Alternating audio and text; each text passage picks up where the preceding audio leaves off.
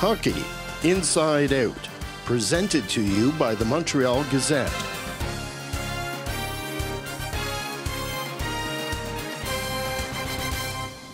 Welcome to the Hockey Inside Out Show. I'm Montreal Gazette sports editor Stu Cowan, joined again this week by Chris Nyland, Jack Todd, and Jessica Rusnak from TSN Radio 690. Chris, Michel Therrien shaking up his lines again. Alex Galchenyuk dropped from the first line to, I guess, the second line. We had a poll on the HIL website. 64% say it's a bad move.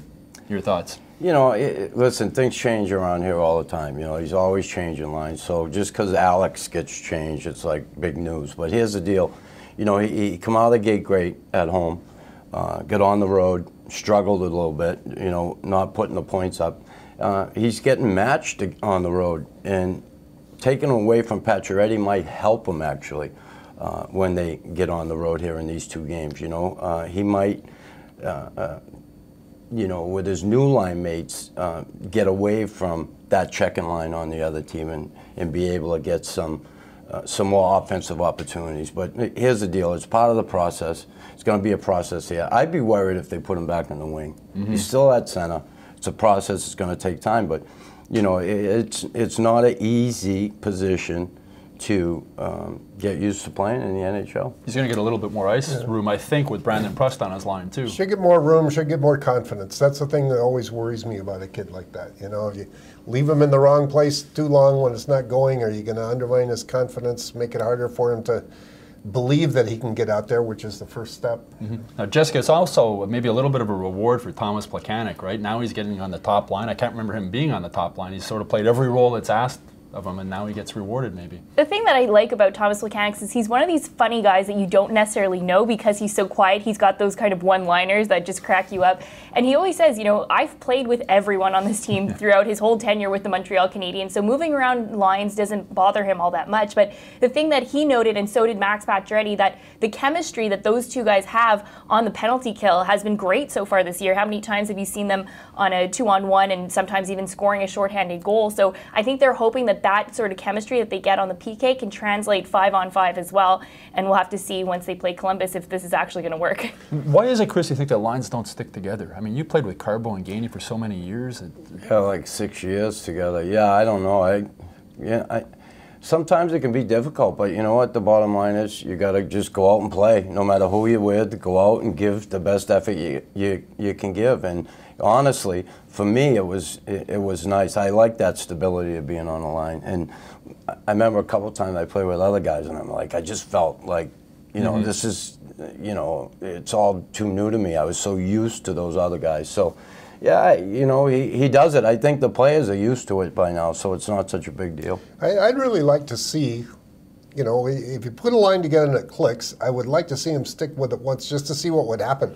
Because as soon as, if you get two bad games back to back, the line is busted up. It's always worked that way with him.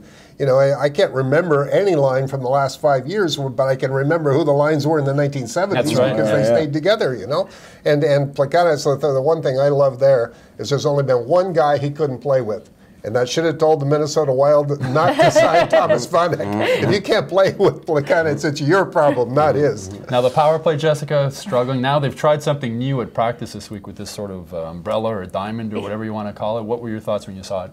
They have to do something new. What they were doing was not working out, and this is the kind of thing that you need. You need to have a creative shift to it. I know a lot of people have been laughing because it's called a diamond or an umbrella from formation, but it can work out. And I like the second wave having 4 forwards and 1 defenseman, PK Subban being the only defenseman, and P.A. Parenteau sort of taking on that defensive responsibility of the forwards on the power play. And he's done it before in his career. They tried it out earlier on in the season, but I don't feel like they gave it enough time to really try and execute it and, you know, let them find chemistry with it. But the power play, it's just one of those things that you need to just, I think, try every sort of player on there and every sort of formation and see if one of them can stick, because nothing has so far this year. One of the things, Chris, is they're not getting that many power plays. They rank 29th in penalties drawn. The only team that's drawn fewer is Boston.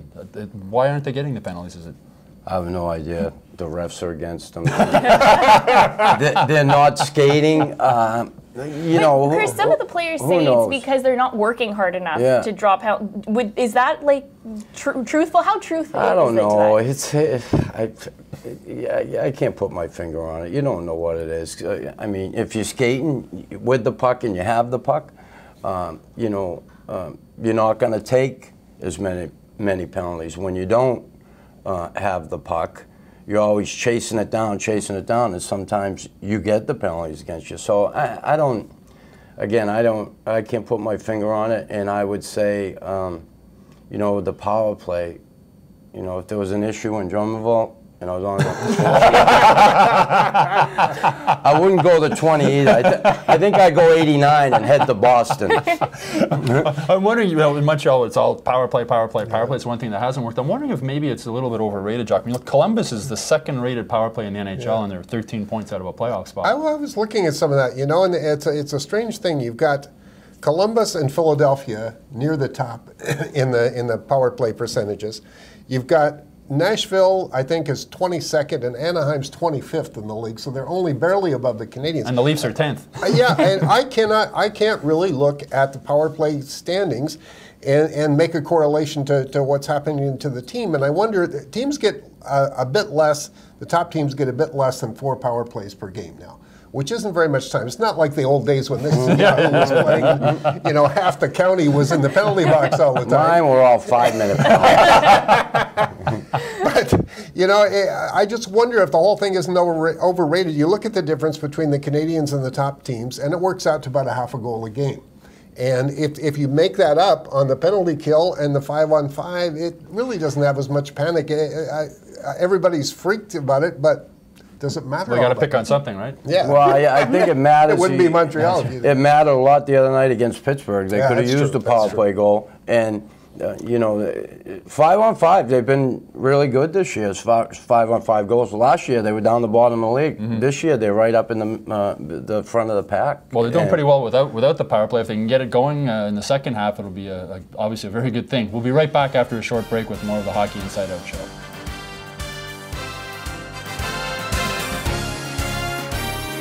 Welcome back to the Hockey Inside Out show. Jessica, after practice the other day, Michel Therrien had some interesting comments about sort of the pressure of coaching in Montreal and people analyzing practices, etc. What were your thoughts? Well, what was weird about it was the question was a very innocent one, just asking about the diamond formation that he's been using.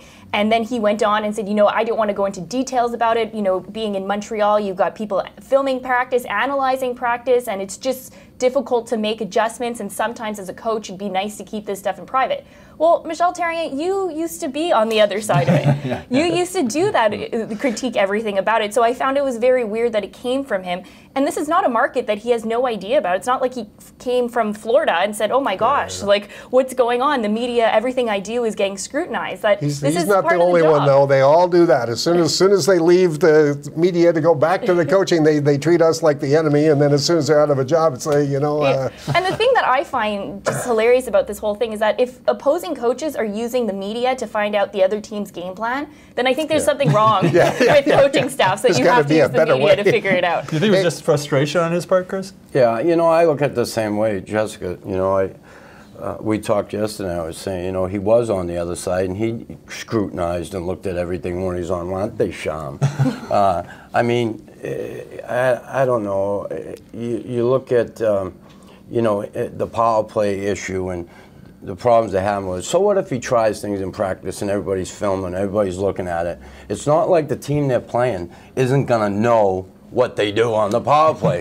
All you got to do is get the film of their last game, the last game they played, the game before, if you really want to get into it and know what they do. They have all their tendencies down.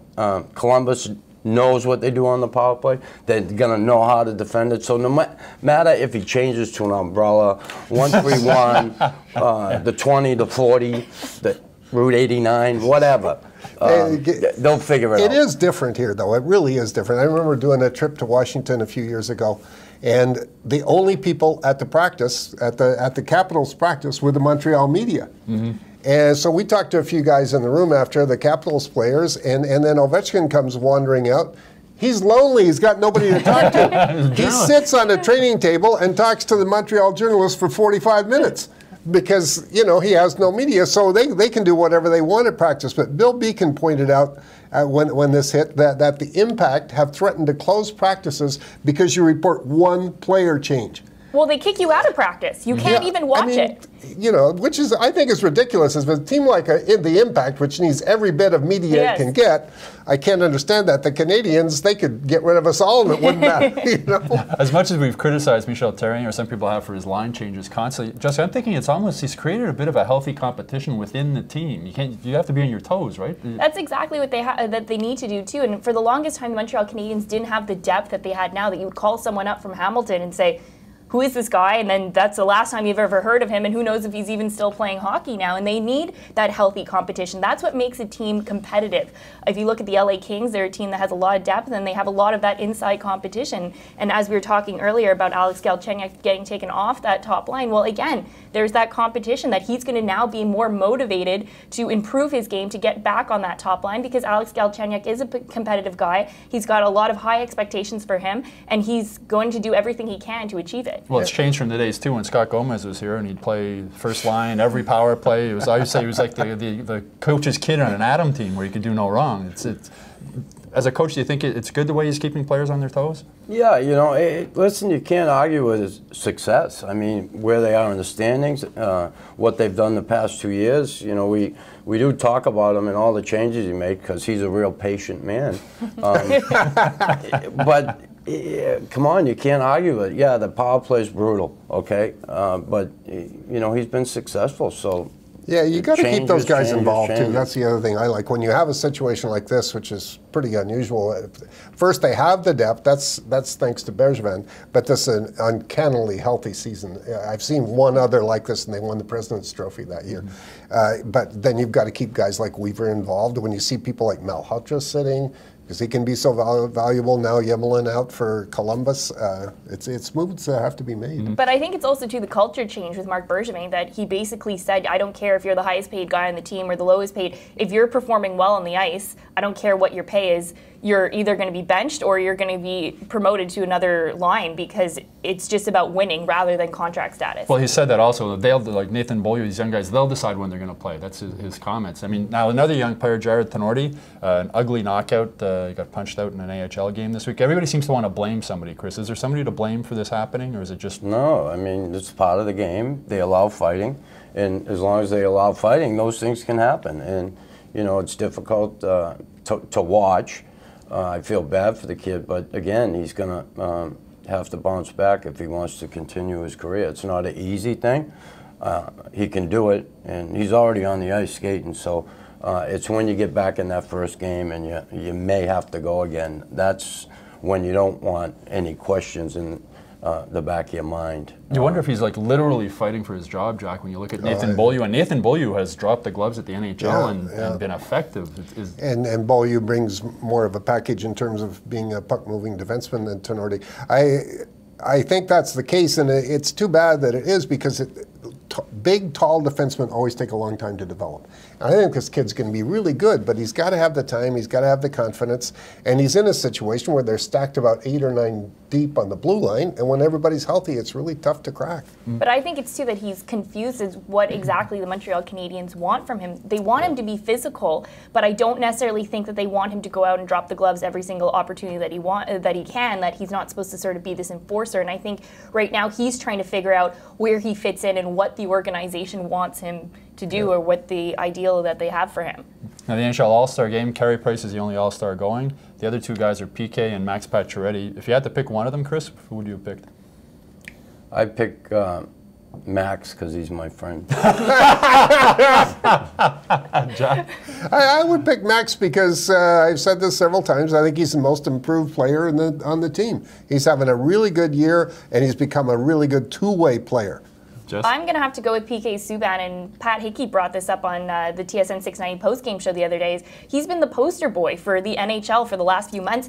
He was in the New York Times, I believe. He was on 60 Minutes as well. So he's been the face that I think most people that were just, you know, the average NHL fans have associated, that they know this is PK Subban, the hockey player from Montreal, and him not being there sort of takes away from it. It's like the league doesn't know what it has. It's ludicrous. He's everywhere. You're trying to sell the game. This is one of those things that's supposed to sell the game, and people are going to, oh, that PK Subban guy, I'm going to turn this on and see him. Where is he? Yeah. Nowhere. And he's all about the flashiness, saying, having these great interviews, and this is the opportunity for him to do everything that they tell him not to do during the regular season. He might also be the only guy who would look good in those uniforms. On that note, that's it for another week of a Hockey Inside Out show. We'll be back next week with another episode.